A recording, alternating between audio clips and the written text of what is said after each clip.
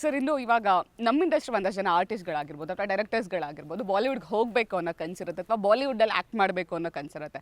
ನೀವು ಬಾಲಿವುಡ್ ಅವ್ರನ್ನ ಈ ಸಿನಿಮಾ ಕರ್ಕೊಂಡ್ಬಂದಿದ್ದೀರಾ, ಸಂಜಯ್ ದತ್ ಅವ್ರನ್ನ ಕರ್ಕೊಂಡ್ಬಂದಿದ್ದೀರಾ, ಶಿಲ್ಪಾ ಶೆಟ್ಟಿ ಅವ್ರನ್ನ ಕರ್ಕೊಂಡು ಬಂದಿದ್ದೀರಾ. ಆ್ಯಂಡ್ ಆ ಹೆಸರುಗಳು ಯಾಕೆ ಸರ್ ಅಷ್ಟು ಡಿಫ್ರೆಂಟ್ ಆಗಿರೋದು?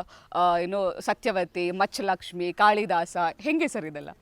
ರಿಯಲ್ ನೇಮ್ಗಳು ನೀವು ಕೆಲವು ನೇಮ್ಗಳನ್ನ ಕೇಳಿದಿರಲ್ವ, ಆವಾಗ 70, 75, 80s ಅಂಡರಲ್ಲಿ ನೀವು ನೋಡಿದ್ರೆ ಕೆಲವು ಹೆಸರುಗಳೆಲ್ಲ ತುಂಬ ಯೂನಿಕ್ ಆಗಿರೋದು.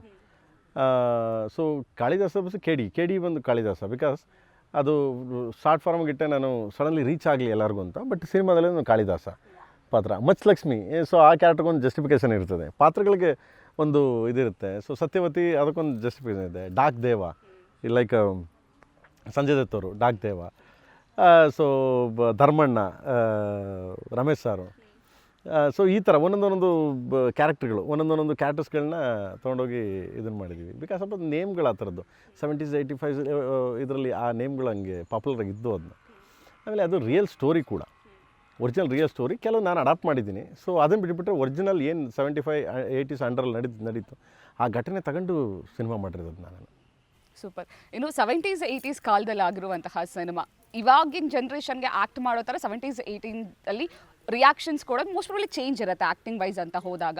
ಸೊ ನಿಮಗೆ ಚಾಲೆಂಜಿಂಗ್ ಅಂತ ಅನ್ನಿಸ್ತಾ ಅಥವಾ ಎಲ್ಲ ಸಿನಿಮಾಗಳು ಏನು ಚೇಂಜಸ್ ಮೇಡಮ್? ಅವಾಗಲೂ ಹೂ ಅನ್ನೋದಕ್ಕೆ ಹಿಂಗೆ ಅನ್ನೋರು ಹೂ ಅನ್ನೋದಕ್ಕೆ ಏನು ಅದೆಲ್ಲ ಅಲ್ಲ, ಏನು ಚೇಂಜಸ್ ಅಲ್ಲ, ಏನಿಲ್ಲ. ಎಮೋಷನ್ಸ್ ಎಲ್ಲ ಸೇಮ್. 100 ವರ್ಷದ ಹಿಂದೆ ಹೋದ್ರೂ ಎಮೋಷನ್ಸ್, ಭಾವನೆ ಅನ್ನೋದೆಲ್ಲ ಒಂದೇ. ಆ ಪಾತ್ರ ಹೆಂಗೆ ಬಿಹೇವ್ ಮಾಡಬೇಕು ಅನ್ನೋದಕ್ಕೆ ಒಂಚೂರು ಆಗಲೇ ಹೇಳ್ದಂಗೆ ಹೋಮ್ವರ್ಕ್ ಮಾಡಿದರು. ಸೊ ಅವ್ನು ಹೆಂಗೆ ಆ ಕ್ಯಾರೆಕ್ಟರ್ ಹೆಂಗೆ ಪೆಕ್ಯುಲರಾಗಿ ಅವ್ನು ಹೆಂಗೆ ಬಿಹೇವ್ ಮಾಡ್ತಾನೆ ಅನ್ನೋದು ಒಂದು ಡಿಸೈನ್ ಮಾಡಿ ಒಂಚೂರು ಹೋಮ್ವರ್ಕ್ ಮಾಡಿಸಿದ್ರು.